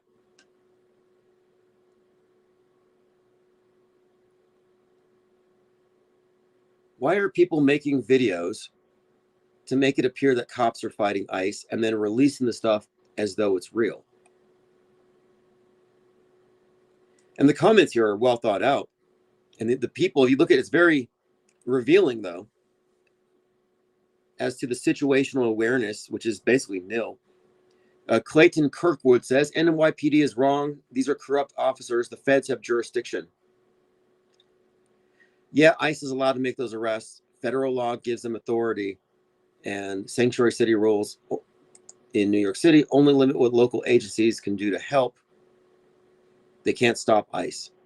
Anyway, it's fueled these discussions over whether or not NYPD should be fighting ICE. But again, thousands of comments before somebody notices it's fake.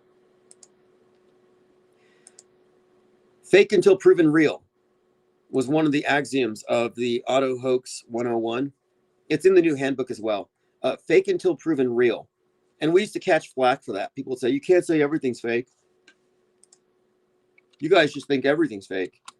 And I was like, well, no, that's a straw man. Our caveat here is it's fake until proven real if there are hoax indicators, if there's predictive concurrent programming, deviations from standard protocol, immediately implementable political agendas, celebrity endorsements. There are a number of things that indicate something is likely to be a hoax. That's when you raise the bar and you say it's fake until proven real. What's the actual evidence? But the approach of fake until proven real when we're examining media is actually the smart way to go now. I don't think anybody would disagree with that. Even the people who opposed us going with that interpretation when we first started using it.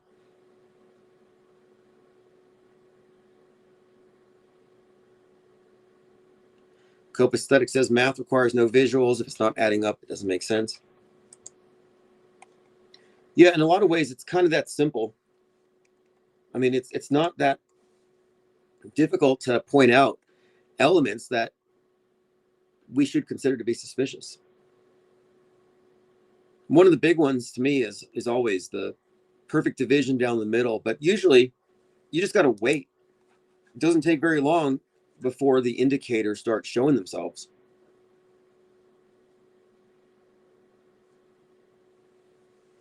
Jamarian May says the AI rollout is integral to the alien psyop as an intermediary. This technology will be used to bridge communication.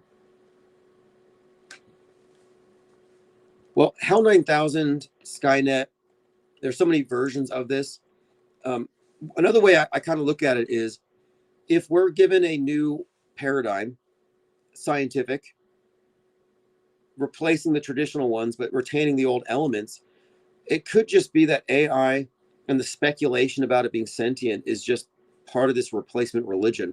That's why I'm really pushing back against the idea that AI is sentient. And I push back against simulation theory because I'm like, you guys are just repackaging monotheism. But there is certainly this repeated theme of mind viruses and a mind virus pandemic necessitating some kind of global shutdown and perhaps even causing it. Like Mountainhead. Mountainhead is a movie that portrays Musk unleashing chaos into the world through social media. And Musk has repeatedly shown up in various movies, in various personages, various characters with the same agenda. Naked Gun, he's Kane with the plot device that turns people violent. In The Madness, he's the billionaire who finances the Nazis online, causes Antifa to arm up. And that was all preparing us for No Kings. But yeah, just as we had to build up to 2020 of pandemic and zombie outbreaks, and zombie outbreak movies are just quarantine movies. We were prepared for that. We were psychologically prepared for quarantine, for lockdowns, for fearing the unvaxxed. They set the stage long in advance.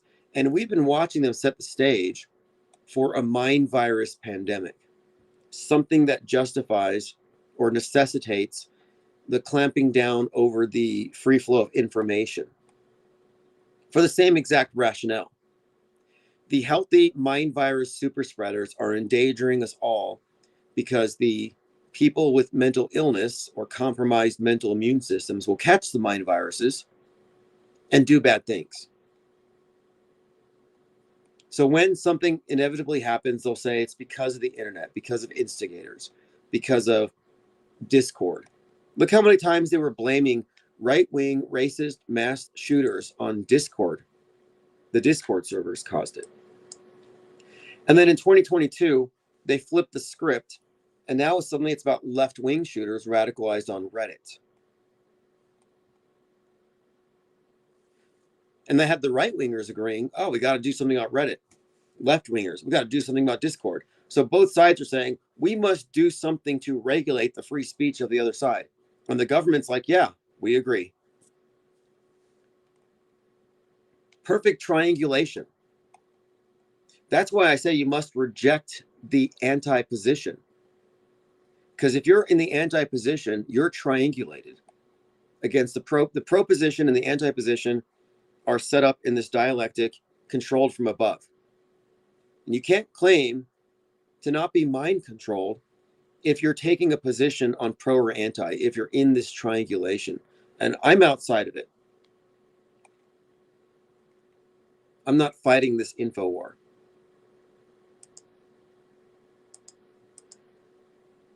So we were talking about the advent of conspiracy culture and how it's always been controlled. It's always been a government-controlled counterculture. And that's why you have Candace Owens doing what she's doing.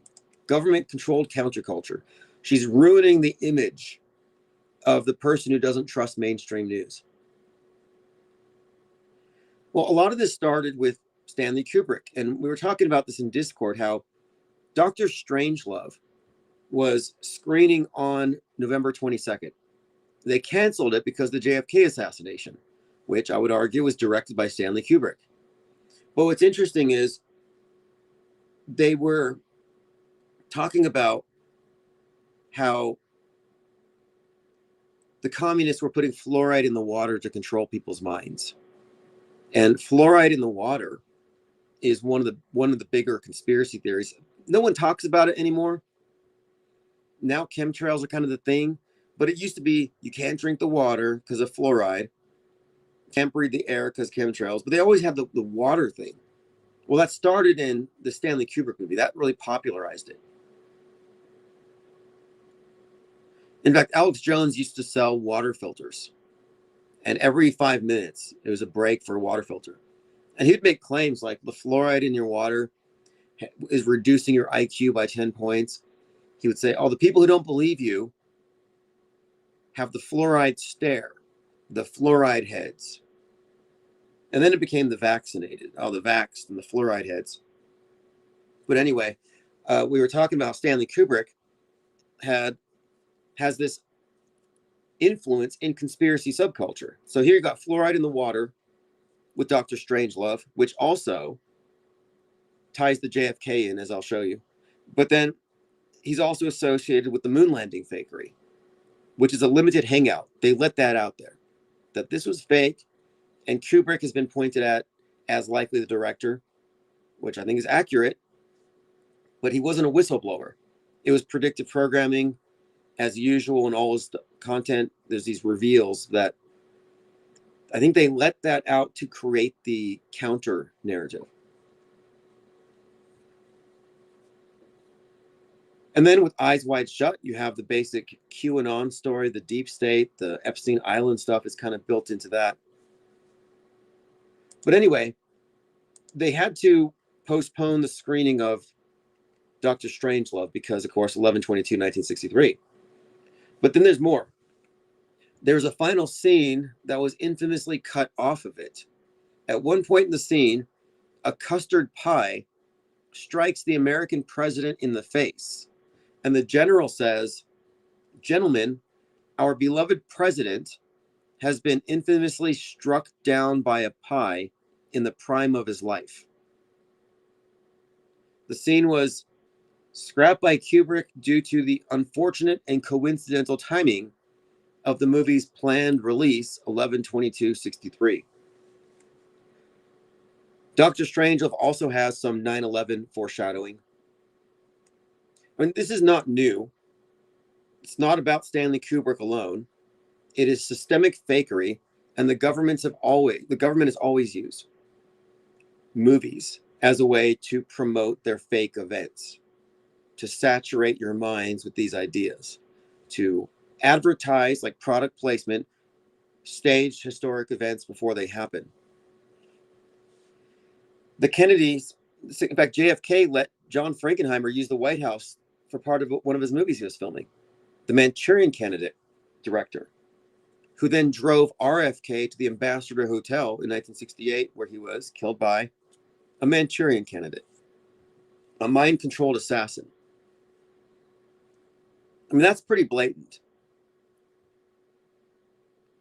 I mean, the director of the movie that offered predictive programming for JFK's assassination drove JFK's brother to his assassination by his own mind-controlled assassin. And they're not any more subtle about it.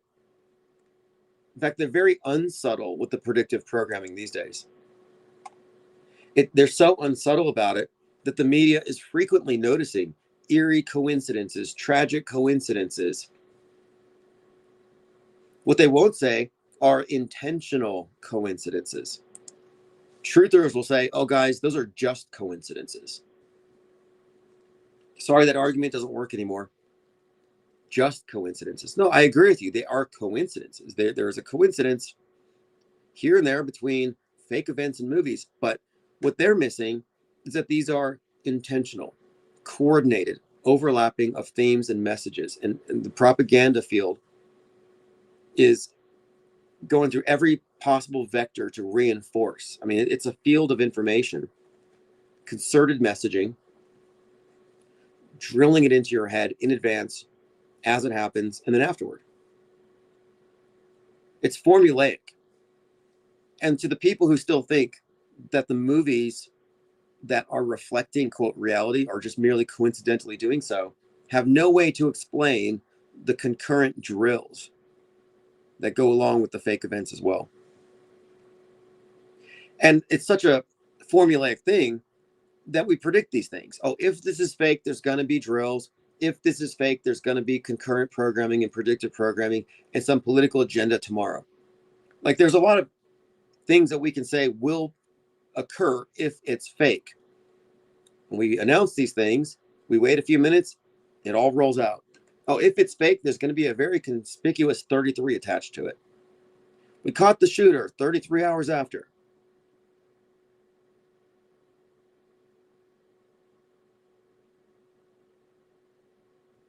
And in our breakdowns and our mind maps, we've gone into the nuance to recognize that there are very consistent uses of certain elements, colors, numbers, and archetypes that have been in use for a very long time that are attached to certain messages. Like the Batman Joker movies. Batman and Joker movies have been for years repositories for predictive programming. Like they're platforming the psyops of the day.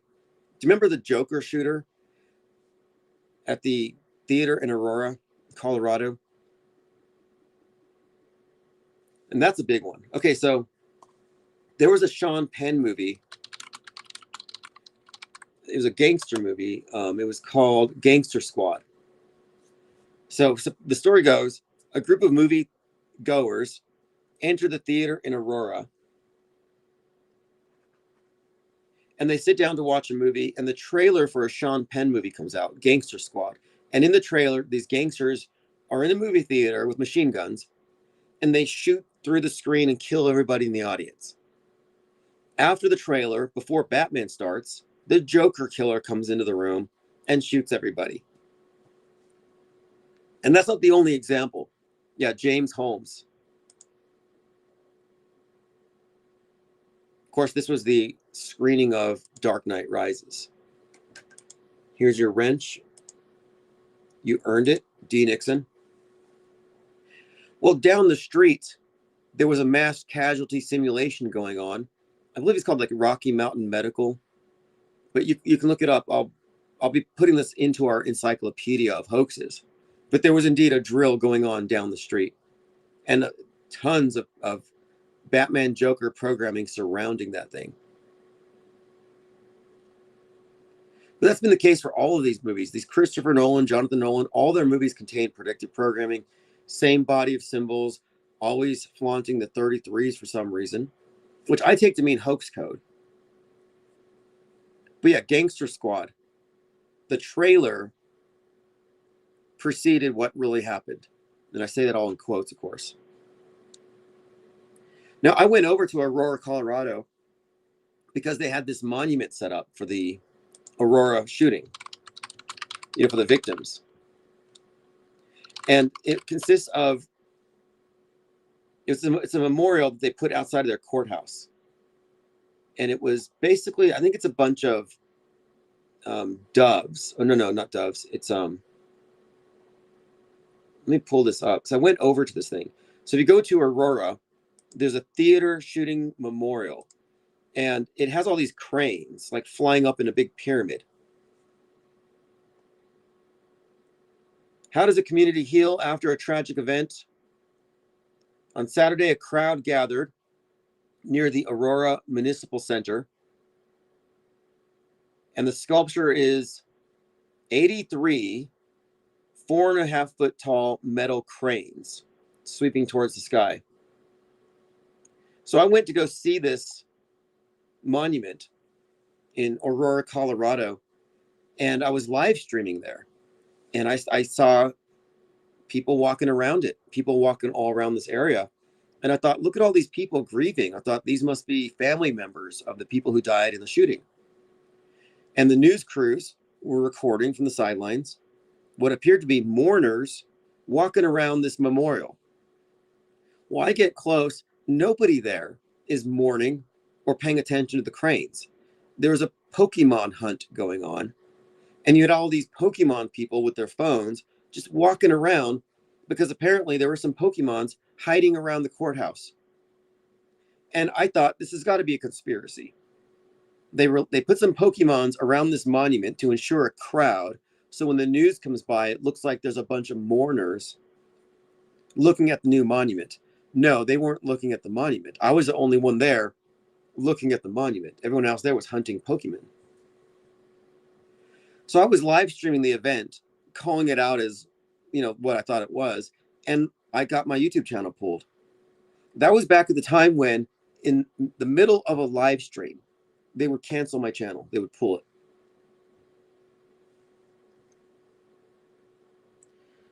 JRGMTY says, a company called Magnuson was involved in the construction of the World Trade Center and Levi's Stadium. Fascinating. I saw ICE had projected an anti-ICE animation onto the Twin Towers jail facility in LA. I've been noticing these references. Okay, I see it. MKA, a Seattle-based structural and engineering firm that provided engineering services for the WTC and Levi's Stadium in Santa Clara. Fascinating. And of course, we're talking about architecture. You can't really separate that from masonry. All the architecture, all the big monuments are part of the storyline as well here. Highly significant architecture. The One World Trade Tower opened on 113, 1,776 feet high. Has a great deal of significance we're going to have to get into soon. And the Seattle Space Needle has been a subject of a lot of predictive programming and speculation for some time. And I think it has a number of elements to it to note. One of them is that it represents a UFO and a tractor beam. But simultaneously, it is still a tower that reaches to the heavens, like the One World Trade Tower. It has the same underlying Tower of Babel symbolism. And the Tower of Babel is known for, of course, the fall, which is part of the bigger script here. If you look at America as Babylon, and this was foreshadowed very recently in Megalopolis, Make Rome Great Again. And it all has to do with a 9/11-ing like event. But I don't think that they would 9/11 or take down the One World Trade Tower, even though symbolically that's what they're planning to do. The Tower of Babel has to fall, but it would be redundant to do so again in the same spot. So that's where I think the Space Needle comes into play. I think the Space Needle could in fact serve as the same essential component in this scripted event or historic event, this symbol, but with the added element of course, being a modernized version of it, a modernized obelisk. And of course, the recent movie, Final Destination Bloodlines, really does explain this predictive programming for 9/11 at the Twin Towers and the Space Needle predictive programming, and how it's all part of the same essential psyop. And if you haven't seen the new movie with the Space Needle as like the main theme, Final Destination, it's worth watching, because the first one is about planes crashing and this prophecy that everyone's going to die on a plane. So she gets off the plane and everyone dies. Well, that's the first one. And it basically shows you before 9/11, a lot of 9/11 like imagery. Well, this new one that came out takes place in the past. And the explanation is it's the granddaughter of the prophet in the first one. And she's going to the Space Needle on the day that it opens. They have this new elevator called the Skyview. And she has this vision of it being destroyed, and she saves everybody by preventing it. And that was the act that made the Grim Reaper vow revenge against her bloodline. And that's why the rest of the movies occur. But it's about this idea that the original tragedy was going to be the Space Needle, but then it happened to be this thing with the planes, but then eventually goes back to the Space Needle. It's all very much, I think, foreshadowing. But if you haven't seen it, interestingly enough, it had some real life counterpart, because the Space Needle had just opened up their new elevator, just like in the movie, at the same time the movie came out. We did a pretty thorough breakdown of that movie and all it contains. And my takeaway on it, of course, is that, yeah, the next major 9/11ing event, the next big monument to be taken down, if you go solely based on the predictive content, it looks like it would be that. Although I'm still divided on it, because we've been looking at that for some time. And 3/11 Seattle did, in fact, serve as the center for a new 9/11 scale event, which was 2020. So maybe that already came true, just not in specifically the way that the movies depicted. And instead of the Space Needle being the center of the focus, it became what? Well, the needle. But again, it still could be in play.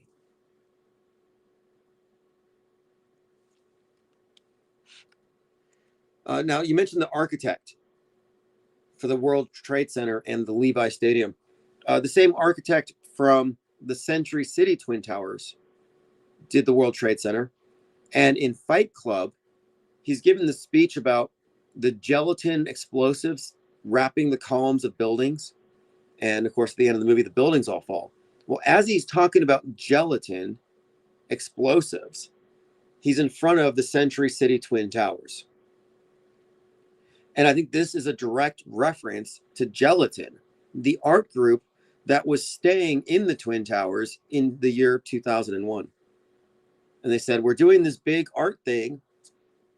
And it apparently involved some production elements, involved taking windows off. They were up there in the towers. What were they actually doing? Well, there's speculation that this art group are the ones who wired the demo. And you can find their plan, like, oh, you want to see our art show? It's going to be on 9/11. Well, we never got to see it because the towers went down. Or that was it.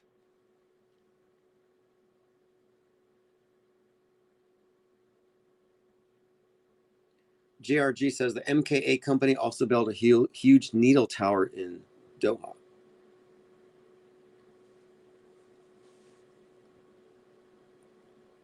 Well, there's quite a bit to unpack here. We'll probably do this as part of the Great Deconstruction, go to every monument. It's highly significant also that the Space Needle became a historic monument on 4/19, which is the date that Waco was incinerated, and also the date that McVeigh retaliated for that with the Oklahoma City bombing. The Space Needle in Seattle was designated a historic landmark on April 19th, 1999. You know, I'm really looking forward to this. I'll put this in my notes, because we're not just going to every fake event and deconstructing the fake event. We're deconstructing fake people, or scripted people, which might be a better way of putting it, meta-scripted. I have a series I'm working on of ebooks called Meta-Scripted. Meta-Scripted Donald Trump, Meta-Scripted Elon Musk, Meta-Scripted Space Needle, where we're going to go through every one of these facets of this script that's superimposed over reality. And we're going to show how it exists in the mind of the, well, in the consensus, but in the minds of the media consumers. How it's been presented, the repeated themes. Because if you were aware, if you were off world stage 30 or 40 years ago, you would have expected 9/11 to go down as it did. as we are frequently expecting the fake events that we're witnessing. But there's been a consistent buildup as of late. And there's always, always hype. And so you have to recognize that sometimes it's just the threat of the thing is the psyop itself. But there has been quite a significant buildup for fallout, for lockdowns, for mind viruses that precipitate some calamity that necessitate locking down the internet because of the ideas. And I think that's kind of what one of the common denominators has been as of late. And now we're seeing real time the public on X responding to every fake thing as though it's real. They're completely helpless. And I see some people laughing and saying, oh, you people are fooled by anything. And I'm like, well, you're also in a simulated reality. That's the irony of it, is that we didn't just begin the era of deep fake. Like everyone's like, oh, now things are fake. We can't tell real from fake. Sorry, but you couldn't tell real from fake before this. There's nothing new here. It's a new iteration. So it's kind of ironic to see one group of people calling another group of people foolish for not being able to see through fake stuff. Meanwhile, they live in a fabricated reality. They live in a Truman Show for all intents and purposes.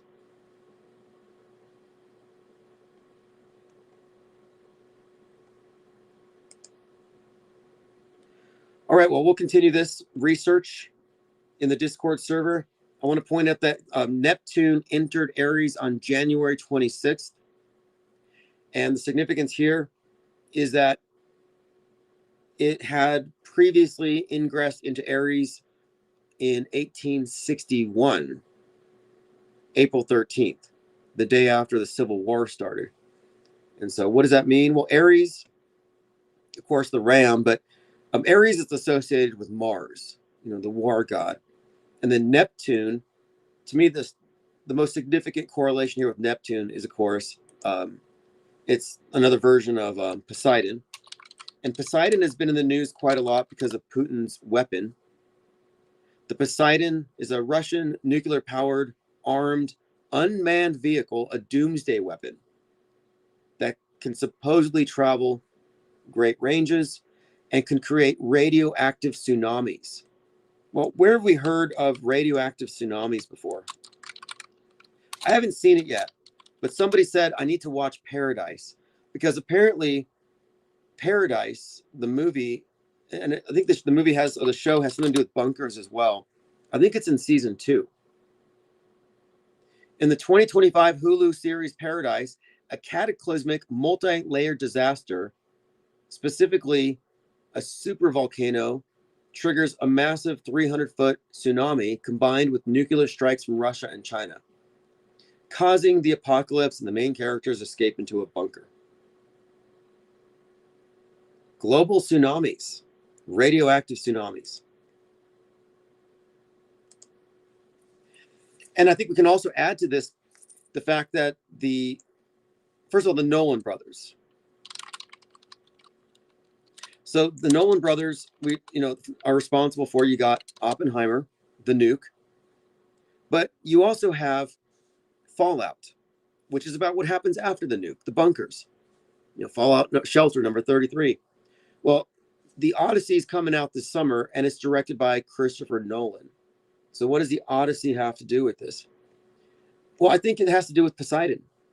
It's Poseidon that's the main antagonist of Odysseus. And his journey kicks off after he escapes Calypso. And last year, the big news was the Calypso capsule that stranded the astronauts. And I said, wait, they're on their space odyssey and they get stranded. Is there some kind of follow-up here where Poseidon hits, because we're talking about this nuke? And then we find out that there's a movie called The Odyssey coming out, directed by Christopher Nolan. And again, the Nolans are going to get full credit for the fake nuke when it happens. So I kind of see The Odyssey as possibly portentous of the Poseidon, this idea of this sea-based attack, nuclear submarine, which is pretty much what the program has been calling for. But anyway, you can look at the programming going into the minds of the masses as an indicator of what's to come, because the limiting factor on what they can fake is what the public will believe. And the public is pretty much ready to believe in intelligent AI, alien invasions, nuke disasters, EMPs, and mind viruses. All right, well, thanks again for everyone for your comments. Appreciate the channel support. Looking forward to interesting times ahead. There's a link below. I'm going to be updating the archives tonight, and the latest replays are on ips.monster. And if you're on YouTube, it goes to members only after about 24 hours. So I'm not going to cut it off if you're watching it in the middle. Lean Dion says, Spielberg got us covered in the AI alien government disclosure ops. Yeah, I need to rewatch AI. He was working on that with Kubrick. And then the disclosure stories coming up this summer, Age of Disclosure. And when you look at this thing in Minneapolis, we all noticed the dinosaur and the shark, Jurassic Park and Jaws. I was like, is that a shout out? Did Spielberg direct that particular fake event? But regardless, the public's ready to believe this stuff. They see it on the news, on Hulu, they see it in the theaters, it's suddenly in their frame of reference. Isn't it strange, though, that just having it, quote, out there, just putting these ideas in the frame of reference suddenly makes it seem possible? It's the Overton window. The movie screen has become the Overton window. And of course, the Overton window refers to the range of ideas the public will accept at any given time. And you can open it a little wider. You can expand it depending on I guess, gullible the public is. But right now, the movie screen is the Overton window. And if they see it on the movies, it's probably going to happen for real. Like, the public is not going to question it. All right. Well, we will continue this conversation in Discord. Thank you all.